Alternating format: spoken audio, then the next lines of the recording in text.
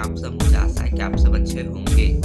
आज का जो टॉपिक है वो है क्लास 9 का चैप्टर 10, हिंदी का चैप्टर 10 है वाक। इसका आज हम लोग कुछ विकल्पीय प्रश्न पढ़ेंगे। तो चलिए बिना देरी के वीडियो की ओर बढ़ते हैं। पहला प्रश्न है, बंद द्वार की सांकल खुलने से क्या तात्पर्य है? ऑप्शन नंबर ए, प्रज्ञा चक्षुओं का खुलना, बी दरवाजा खुलना, सी परमात्मा के पास जाने का रास्ता खुल जाना, फिर डी संसार से विदा होना। तो फिर इसका उत्तर जो होगा वो है ऑप्शन नंबर ए, प्रज्ञा चक्षुओं का खुलना। चक्षु का अर्थ होता है आंख, ठीक है। प्रश्न संख्या 2, माझी का यहाँ क्या अर्थ है? ऑप्शन नंबर ए, नापिक, बी मध्यस्थ, सी ईश्वर या फिर डी गुरु। तो फिर इसका उत्तर जो होगा वो है ऑप्शन नंबर सी ईश्वर, ठीक है। प्रश्न संख्या 3 जो कि बहुत इंपॉर्टेंट है, हमारी ईश्वर से कब पहचान होगी?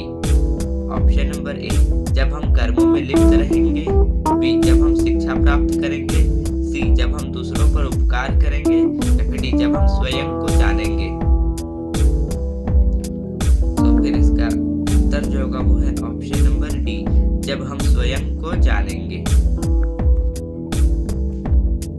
प्रश्न संख्या 4, वाक किसे कहते हैं? ऑप्शन नंबर ए, एक पक्षी का नाम है, बी वाणी को वाक कहते हैं, सी कश्मीर में कविता को वाक कहते हैं या फिर डी वाक ईश्वर भक्त को कहते हैं। फिर इसका उत्तर जो होगा वो है ऑप्शन नंबर बी, वाणी को वाक कहते हैं। वाणी का अर्थ होता है जैसे बोलना या फिर बोल, ठीक है।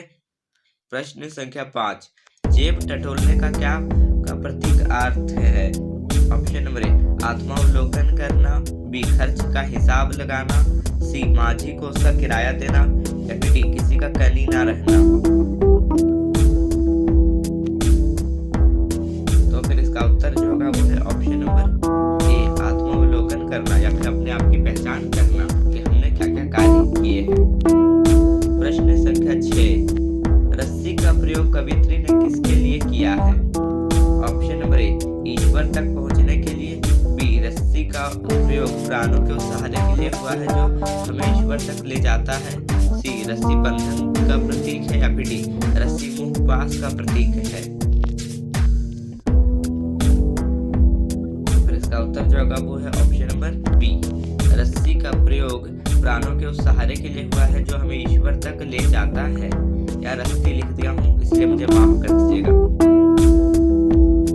प्रश्न संख्या 7, समखा तभी होगा संभावी, पंक्ति में निहित जर्ग बताइए। जर्ग का अर्थ होता है अलंकार।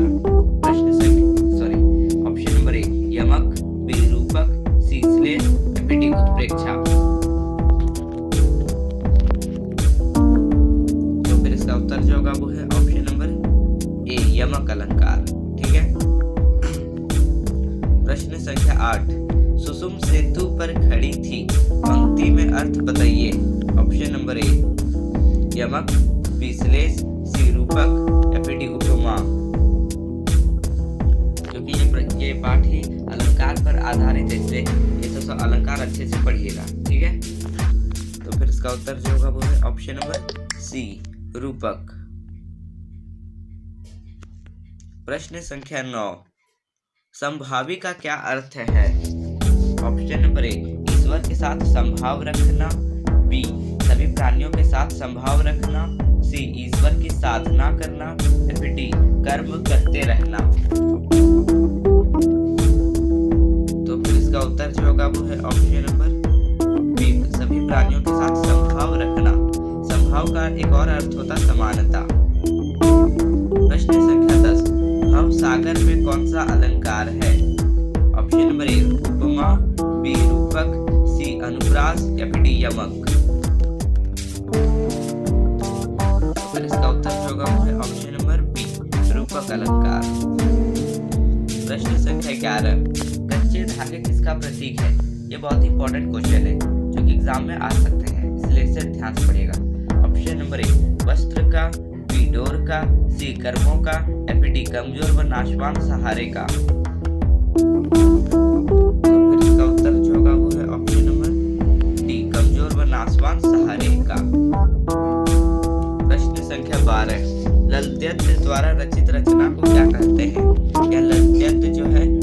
कवियत्री का नाम, सॉरी मैंने कवि कह दिया था। ऑप्शन नंबर ए दोहा, बीपद, सी वाक या फिर डी सवैया।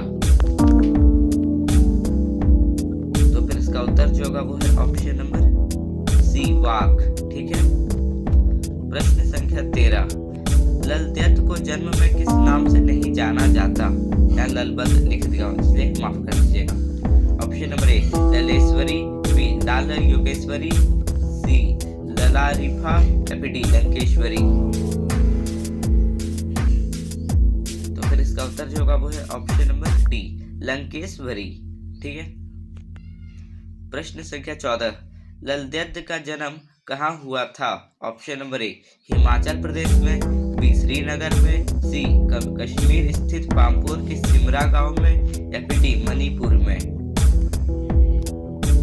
तो फिर इसका उत्तर जो होगा वो है ऑप्शन नंबर सी कश्मीर स्थित पामपुर के सिमरा गांव में। प्रश्न संख्या 15, ललबद्ध का जन्म कहाँ हुआ था? सॉरी ललद्यत का जन्म कहाँ हुआ था? ऑप्शन नंबर ए